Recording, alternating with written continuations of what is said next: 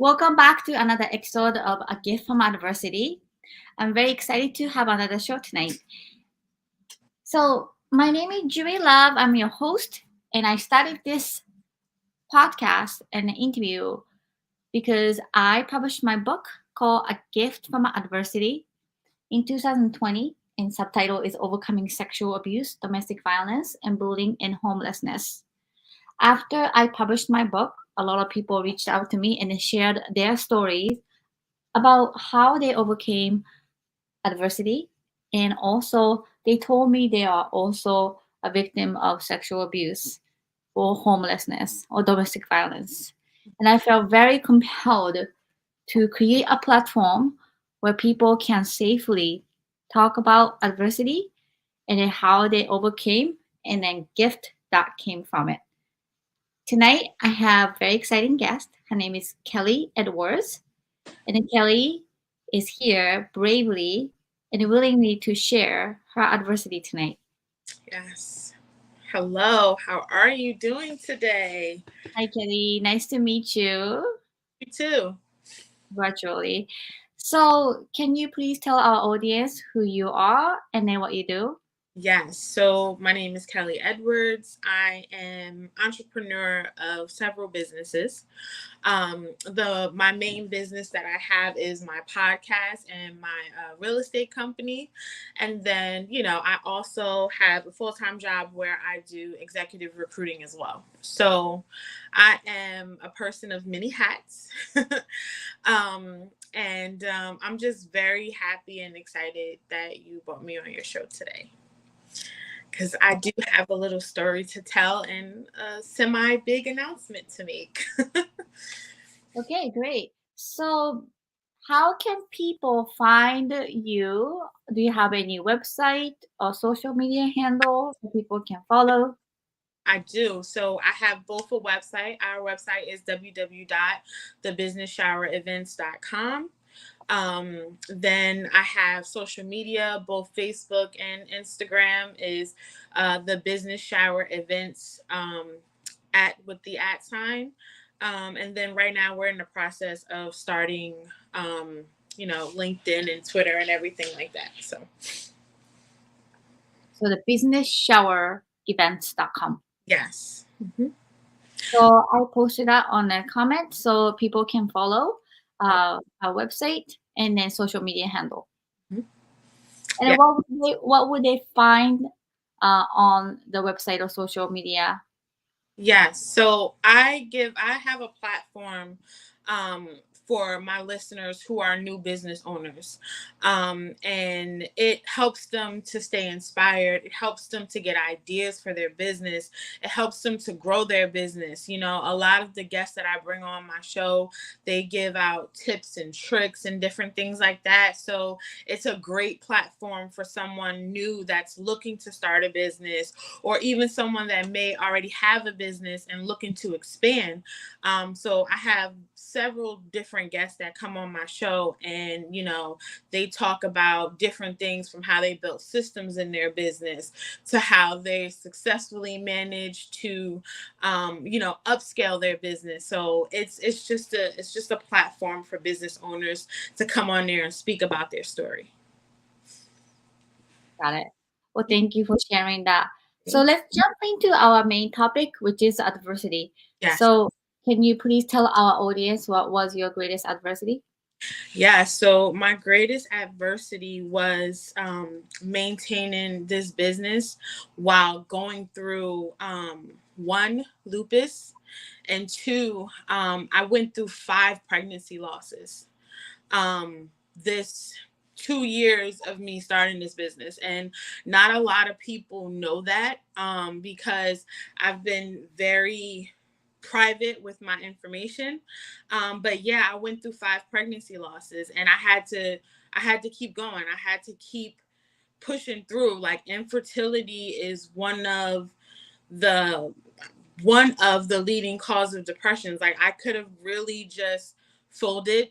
I could have not done anything. I could have shut down all of my businesses and kind of just said, you know what, I'm done. I can't do this. So I just quit and I give up.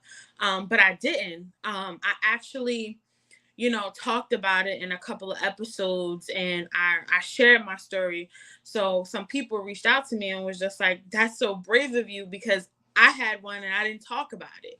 So it's that's one of the main things that I feel like I overcame, and I was able to keep going. Yeah, I had those moments where, I stayed in my room and I cried and I ate cookies and things like that, and I just kind of went through it. But I still kept going, and I still kept, growing my business. So Well, thank you so much for being so brave to talk about your adversity. And I know it's very sensitive information, and then I really appreciate that. Now, let's talk about lupus part of it. Let's talk one at a time. I know you said a lot of adversity and information. So, what is lupus? What does it do to human beings' body? And then how do you deal with it, or what kind of suffering are you experiencing from yeah. lupus? For me, well, stop. Lupus is an autoimmune disease. For me, that attacks each pregnancy that I have. So anytime that I get pregnant, it will attack my pregnancy. It will basically act as if it's a foreign object, and it will kill off the pregnancy.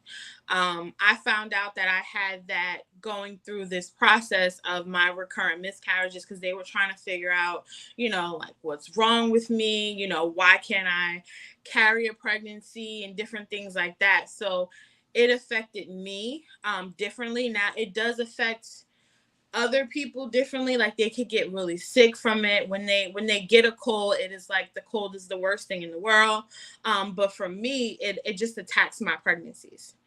And I found out I had it not too long ago, maybe last year around September, I want to say. I found out about the lupus. So that was big for me, because I'm dealing with this autoimmune disease and I never knew I had it. So it was just, it was shocking, because I thought it was completely something else that was going on. I thought maybe I just can't have a child for whatever reason, but to come to find out, it was that. So So you had a lot of like blood tests, like some like yes, yes. So I felt like a pin cushion. I had several blood tests. I had to do a urine analysis. I had to do a bunch of things. I had to go for surgery. They had to, basically go inside and make sure everything was okay. But all of that came up with this blood work. And they were like, okay, well, it is lupus, you have it, this is what it does, and this is how we manage it, because there is something that they can do to manage it. It's medication that they can put you on to manage it. so it's just devastating to hear that combination of it, and then losing um I mean the pregnancy. It's just very I had two miscarriages, and I remember the first one. I felt like, well, like something died inside of me literally, but like I felt like dying. Like I felt like, oh my gosh, this is one of the worst things that I've experienced. That my case, the first pregnancy, first miscarriage was the heart was low and Mhm. then stopped. And then when the doctor calls you and tells you that, oh, your ultrasound shows the heart is not, like, heart stopped. So it's just the worst feeling. I never got that experience. So I never made it past 5 weeks. So they call them, the type of pregnancies I have, chromosome abnormalities, right? I've never made it past 5. I've never made it to 6 weeks for the heartbeat. So it was just like, oh, I just want to hear that little flitter. I just want to hear that, and I never made it. Like, they were always bring me in for the 6 week ultrasound, and then they'll look and they're like, nothing happened, nothing grew. We're sorry you're having a miscarriage. So, just to hear that 5 times in a row, it kind of sucks. And it is painful. It is the most painful experience that, you could ever have. So it was just very traumatizing, if anything. And it's kind of interesting because when I shared my miscarriage experience with people, there's so many women who had experienced miscarriages, and then I had no idea. Have you experienced that? Yes. Yes. I did the same thing. When I shared mine, so many people came to me and was just like, well, I had one too, and now I have my rainbow baby. That's when I first found out about the rainbow baby. And I was just like, oh, wow. Like, it was so many people stepped forward and they were like, you're so brave. You're talking about it. And I'm like, yeah, because it's something that happened to me. I'm gonna talk about it. I lost 5 children. I don't care if they didn't make it to the heartbeat. Those were still my 5 children that I lost. So yeah. And it is something that people shy away to talk about it, and then I don't think there's any shame to that. It's really common, and most importantly that you are okay, and then you are still healthy. Yes. So just to share it with you and an audience, miscarriage can be very, very dangerous. Yes. So there's DNC where you go to surgical procedure, and then um, clean everything out. But my second miscarriage, it was, I actually wrote it in my book, A Gift from Adversity. Mm-hmm. But what happened was, Kelly, I was told the DNC is not available till next Wednesday, and then it was Thursday I started to bleed, and then Saturday I just, like, it just started Mm-hmm. naturally. And then I called the on-call doctor, and then she said, just keep breathing, everything's okay. But then I passed out, and then the EMT came, and then my blood pressure was 60 on high. Basically, I lost more than 50% of blood in Oh within my. an hour. And then I was in a shock stage. So when Mhm. I got to the ambulance, they said, like, we had to go to the nearest ER. So when I got to the ER, they pulled the sock because it was stuck horizontally, and then was keep breathing. So then I lost more blood for taking that off, and then the ER doctor said, "Oh, you're gonna basically, like, oh no," he said, "your kidney, heart, and then brain will shut down in a few hours if you don't do blood transfusion. I'll come back, just think about it, there's a risk of HIV, or like have like whatever, and then, like, I'll come back." I'm like, okay. So there's like a 1 in a million or something that I will maybe get, like, some infectious disease from the blood transfusion. So do you want to live, or do you want to take this chance? I'm like, when he came back, I want to live. So they Yeah. did like 12 hours of 3 pints of blood transfusion. So ever since then, when I see people lining up for donating blood, I always come up to them and then tell my story, that how I was saved. And if Yeah. it wasn't the blood transfusion, I would have been dead. Clearly, it was just like massive blood loss in like an hour. So again, like, miscarriage is not really talked about, but then it can be very life threatening and very dangerous, and I experienced that. So Yes. the yeah, second one, like, a first one, I felt really devastation of losing the baby, but the second one, it didn't give me a chance to even mourn about the baby because I was in danger of my own life, Yeah. and my son was still small, so I'm like, oh, I need to live. Yeah. You got a baby you gotta live for. So yes, absolutely. I mean, so fortunately, none of mine was that severe, thank God. They all kind of passed naturally. I did have to have a DNC once to just clean out the rest of the residue. But it was pretty much everything passed naturally. So, I was all, hating my body. I'm like, I hate my body, it won't carry a pregnancy. But then my doctor was just like, no, your body passed the pregnancy. Some women can't, just pass it like that. And I'm like, that's not what I want though, but thankfully it wasn't as bad as it could have been. It could have been bad. It could have been worse, but yeah.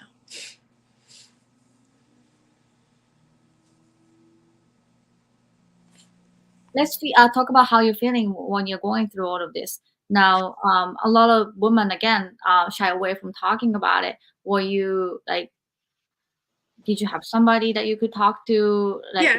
were you able to like kind of vocalize how you were feeling in between those difficult times? Yeah, so I had the number one person, that was with me, which was my husband. He was right there with me the whole time, so I was able to talk to him. I mean, he's one of those manly men, so he's like not really showing his emotions because he wanted to be there for me, but I wanted him to cry with me. And he learned that in the fifth one, so it was just like, I'm hurting just as bad as you are, and I'm like, thank you, because this makes me feel better, because I feel like you don't care. But he was there with me. I didn't get I started talking to a therapist after the third one, maybe. I think either the third or fourth one. That's when I decided to get someone professionally to talk to. But I had friends, I had family to speak with about the experience, and yeah, it was a challenge, because there was days, like I said, I didn't even want to get up. Like, I was just like, why am I, maybe questioning my life? Why am I still here? Like, if I can't do this, then what's my purpose, right? So I had to figure all that out. Like, if I can't do this, what's my purpose? So, and that came from spirituality. Like, I got very heavy into spirituality after all those losses, because it's like the universe taught me a lesson. Like, well, if you can't do this, you still have this, and you still have this, and like, be grateful for the things that you do have. So that's pretty much what happened. Well, thank you so much for sharing that, Kelly. And then I'm very sorry that you had to go through it. And then, but again, most important thing is more than babies, your health and your body and your life, and that comes first. And I learned my hard lesson for my, after the second miscarriage, obviously. And again, like without this blood transfusion, like I would have been completely dead. And Yeah. my son was like 3 or 4, and that he will be motherless. Yeah.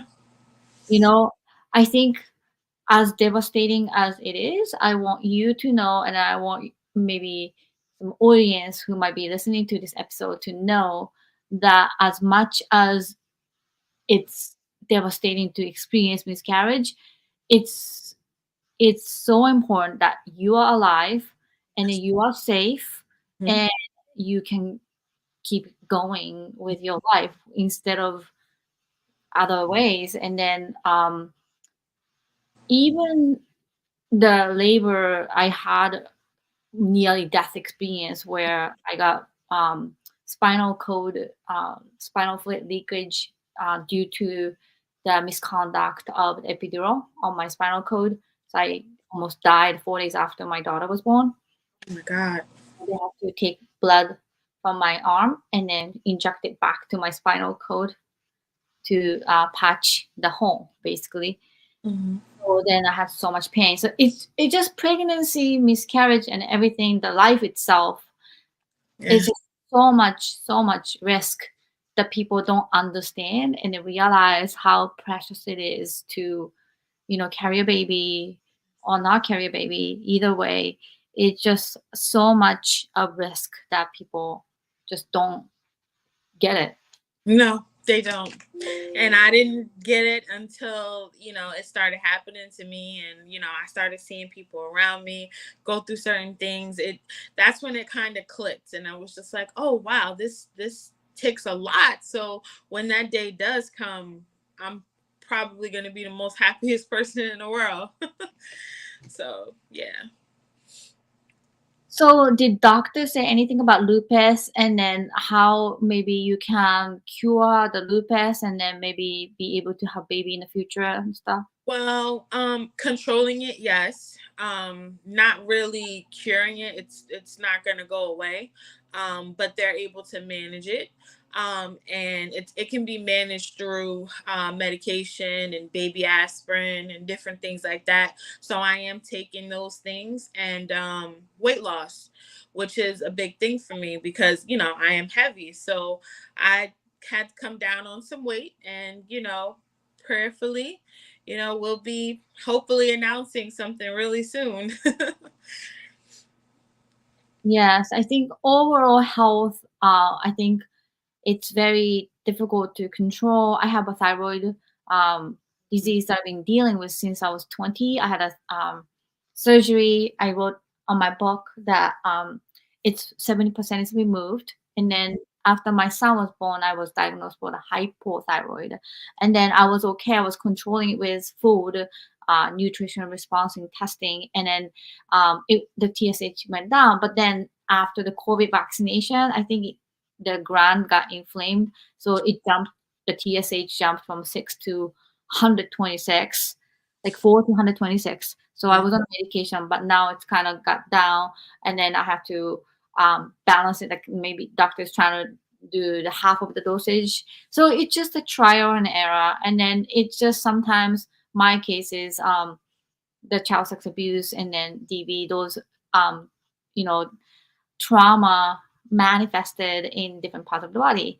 So sometimes, not just the health issues, but the mental health issues as well that can be connected to some of the manifestation of those kind of issues as well. Yeah, absolutely. Wow. And it's very important to be healthy. I mean, I wish I wasn't this size, but I'm working on it. So that's all I can say right now. But you seem to be very, very bright and positive, Yeah, and then handling the situation. that took a while.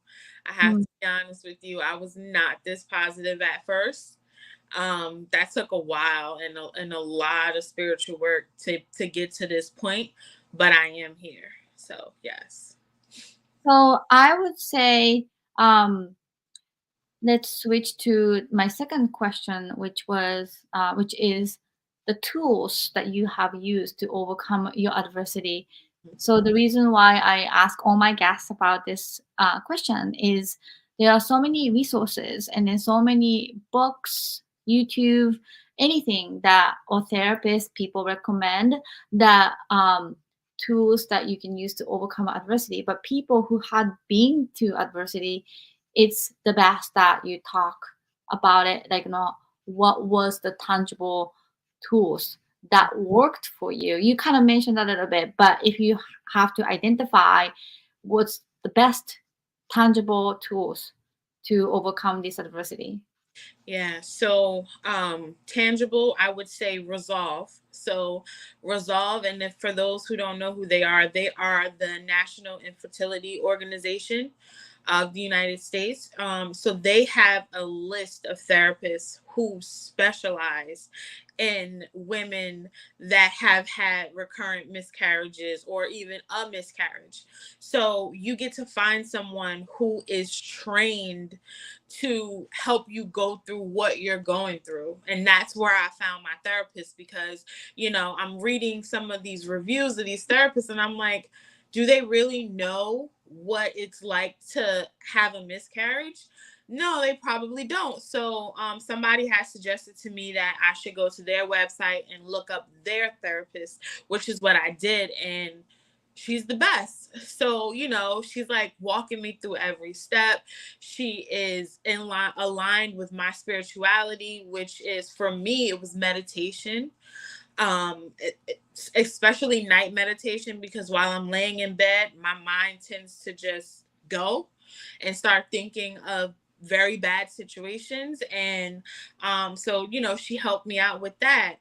Um, so that's one. The second resource, like I said, was meditation. And that's something I didn't come naturally. I could not meditate for 5 minutes without my mind going. So, a friend has suggested night meditation. And doing guided night meditation because it was kind of helping me out and clearing out my whole day. And then my spirituality, prayer, for me helped me as well, and just having an outlet. One of the major outlets that I did for myself, because I was angry, not angry at the world, but angry at myself. So I decided to go to a smash class. I don't know if you guys, or if you know what that is, but it's basically like it's a room and it has like things that you can go in there and break. So I did that and I spent the hour in that room and I completely destroyed the room. But it was well worth the $100 because I had to let out that rage. And actually, it's called the rage cage. I don't know. It's something like that. I can't remember the exact name, but it was right here. Because I live in New Brunswick. It was right here in New Brunswick, and you literally go in there, and like I said, I spent the hour in there. And I broke everything. And after I got out of there, I felt so much better. Oh my gosh. Yes, so much better. And it was just like just to let out that rage, because you want to break stuff in your house, but if you're like, if I break my television, I have to buy a new television, right? So it just made sense for me to go to this place and I just let out all of my rage, and it felt so good. It was something that my therapist recommended, Kiki, and it helped me. It helped me a lot. It helped me let out the rage. My gosh, Kelly, what did you break?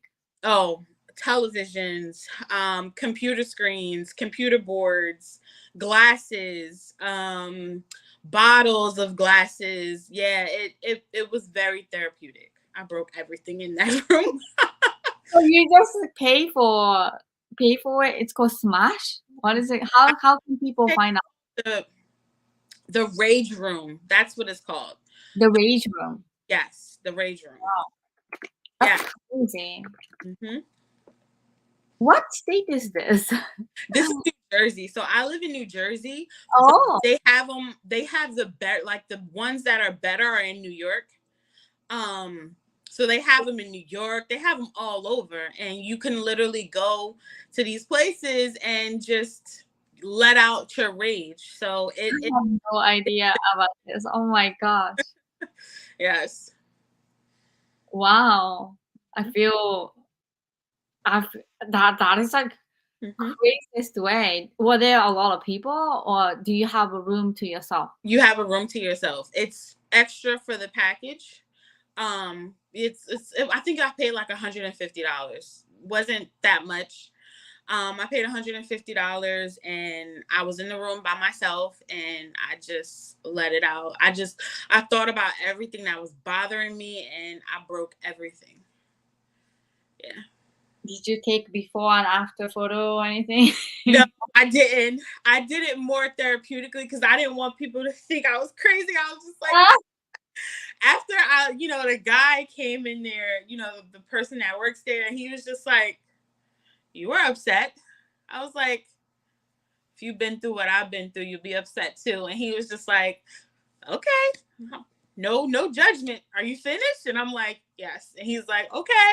And I'm like, I gotta get out of here. Like, I felt so embarrassed, but I felt so much better afterwards. It was just the best. oh So my god, I wanna try. you do. You need to try. You need to try. Are you in New York? No, Oh, where I are mean, Foxborough, Massachusetts. Oh, they have them out there. They have them out there. I'm almost sure they do. So just Google like rage rooms and you'll see them pop up, and just go to one of them and just you'll see the experience. And I suggest going by yourself, because if you go with someone else, you have to like share the space in the area, and no, just go by yourself and make it like a self-care day. Oh my gosh, Yes. that is unbelievable. But I like the night meditation that you mentioned, Mhm. and I think to me meditation is hard It And is. I am a single mom, and like my life seems very chaotic. So at night, maybe when you decompress Yeah, yourself, do you use like YouTube? I do. I was using YouTube, but the YouTube one I was using is kind of long, and it just became too much. So I have an iPhone, so I use the Apple one. It's very guided. You know, he's walking you through. It's a guy's voice, so he's like walking you through the day. He's like, let go of everything that happened today. It's gone. It's away, and then they're counting down. It's nice, and I always fall asleep to it. But Yes. like the best sleep because I'm letting go of everything that happened today, and I'm just releasing it and letting it go, and it's just like the whole mindset of it is very relaxing. So yeah, that's why I can only do it at night. I tried it in the morning and I'm like, I have to wash the dishes, I have to wash the clothes, I have to do this, I just couldn't. It's just so much easier to do it at night. So Well, thank you so much for sharing it. I really appreciate you being vulnerable and then share this experience that happened to you, and that makes my show and our show really special because a gift from adversity, the adversity part, a lot of people shy away from talking about it, but it's the opposite. That I think it's very important in this age of um, after the pandemic, and especially that a lot of people are going through depression, and it feels like every single person needs therapist. But instead, I really wanted to create a platform where people can talk about it and then also share and then inspire and empower other people. So I really appreciate it because not only sharing that, the rage room or like the meditation, a lot of things that people may not know. And then a lot of times, again, it's always great to hear from authentic voice and mhm. then real example. So I really appreciate sharing it with us today. Thank you for having me on the show. This was a great experience, and I hope everybody goes to the rage room. Yes. And my last question is a gift actually that came from the adversity. What would you say a gift that came from your adversity? um well, there's one that I have in mind that I can't share yet, but I would say the gift that came from this is me learning how to love myself again. Um that was that was very big. Because for a while I feel like I was struggling with not loving myself, and now I look at things completely different. Even the way I interact with other people, from the way I think about things, I find myself, and you know this because I heard you say it, manifestations. And I'm like, if I think negative things are gonna happen. So I had to like change my mindset, and it's it's very, I don't even know the words to describe it. It's just great to just be able to change your mindset and change the way you think and change the way you pray and change the way you go about certain things. It's just awesome. So I feel like I feel like I grew up and became a different person after going through all of this. So yeah. Sometimes self love, self care is the most difficult thing. I don't know why. I'm 45 years old and I'm finally learning the word self love and self care, self advocacy. And Yeah. I'm very happy that despite all these challenges that you went through, that you learned about self love, self care, and a lot of people do not understand. And then that's really the core of the piece. And Yeah. I think a lot of people neglect to self love Yeah. and instead self sabotage and Yes. say nasty things to yourself. Hmm. So I'm very happy that you have discovered about that at early period of your life, then you can carry that on.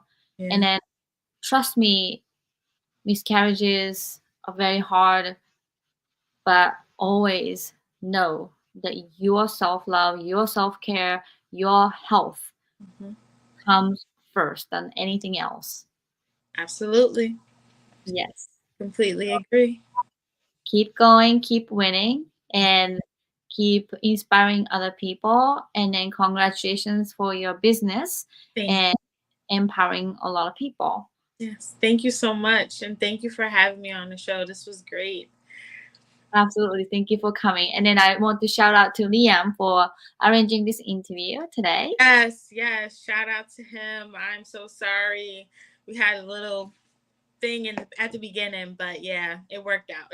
No worries. Yeah, it's all great. Well, thank you so much again. All And right. thank you for our audience for listening to A Gift from Adversity. And then I have really, really great guests coming in March and April. And then I'm planning to keep going. So thank you again and have a wonderful night, everyone. Bye.